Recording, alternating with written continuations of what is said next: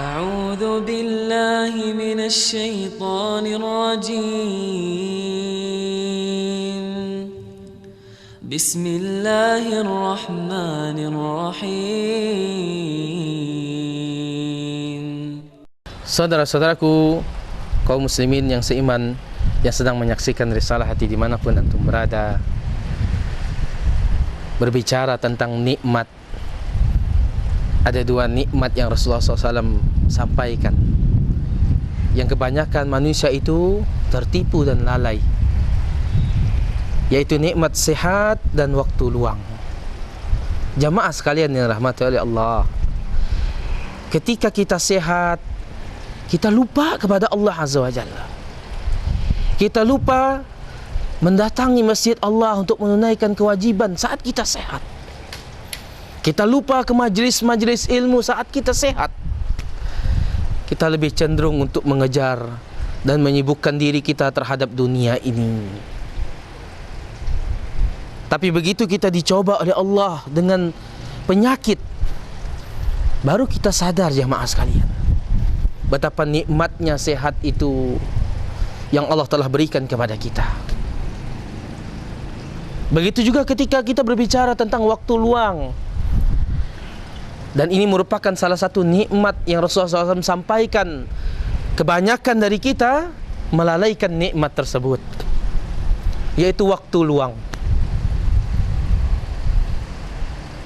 Ketika kita diberikan kesempatan oleh Allah, waktu kita, masa muda kita, saat kita sedang sehat dan kuat, kita enggan untuk menggunakannya dalam ketaatan kepada Allah. Justru kita banyak melakukan kemaksiatan kepada Allah Azza wa Jalla. Dan kita sadari jamaah, kalau kita tahu dan kita yakin akan kembali kepada Allah Azza wa Jalla, tentu kita mempersiapkan diri kita bahwasanya kita akan di hadapan Allah Azza wa Jalla. Kemudian Allah akan bertanya tentang nikmat tersebut. Allah akan bertanya. Allah Subhanahu wa taala berfirman dalam Al-Qur'an, "Tsumma latus'alunna yawma idzin 'anil na'im." Kemudian kami benar-benar akan menanyakan semua nikmat yang telah kami berikan pada hari ini, yakni hari kiamat jamaah. Kalau banyak nikmat yang kita lalaikan, sanggupkah kita menjawab pertanyaan Allah Azza wa Jalla? Tidakkah kita berpikir jamaah sekalian, kita bakalan akan digiring dan dipertemukan dengan Allah. Kemudian Allah akan menyiapkan pertanyaan-pertanyaan yang barangkali kita tidak sanggup untuk menjawabnya.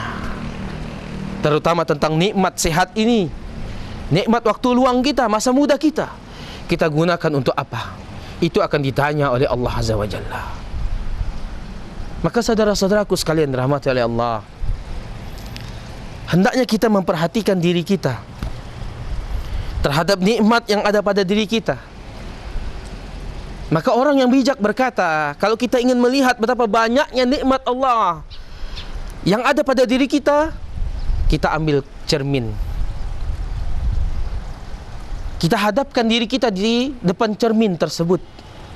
Maka kita lihat mata, hidung kita, pendengaran kita, semua yang ada di tubuh kita inilah nikmat dari Allah Azza wa Jalla. Apakah kita tidak bersyukur kepada Allah atas nikmat ini? Atau justru kita malah mengkufuri nikmat Allah Azza wa Jalla dan berprasangka buruk kepada Allah bahwasanya Allah tidak memberikan nikmat kepada kita? Wal-iyadzu billah. Saudara-saudaraku sekalian yang dirahmati oleh Allah, maka perhatikanlah nikmat Allah yang ada pada diri kita, yang kita rasakan di dunia ini. Bukankah ini terlalu banyak? Kalaulah kita menghitung jamaah sekalian, saudara-saudaraku sekalian rahmati Allah, kalau kita mau jujur dan menghitung nikmat Allah lebih banyak. Padahal kita telah berbuat dosa dengan menggunakan nikmat Allah tersebut jamaah sekalian. Nikmat Allah begitu banyak terhadap diri kita.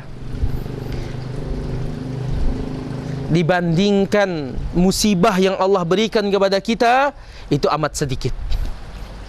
Nikmat Allah lebih banyak daripada musibah yang Allah berikan, yang Allah timpakan kepada diri kita. Namun kita jarang bersyukur. Jarang kita bersyukur, jamaah sekalian. Apa perlu Allah Subhanahu wa taala memperingatkan kita dengan musibah yang begitu besar? Diambilnya salah satu nikmat dari diri kita, nikmat penglihatan kita, nikmat pendengaran kita, sehingga kita tidak dapat melihat dan mendengar lagi. Apakah kita menunggu nikmat tersebut dicabut oleh Allah Azza wa Jalla? Tentu jamaah, jawabannya tidak, jamaah. Maka perhatikanlah diri kita. Sudahkah kita bersyukur kepada Allah ataukah tidak? Kita kembali setelah jedah yang berikut ini. A'udzu billahi minasy syaithanir rajim. Bismillahirrahmanirrahim.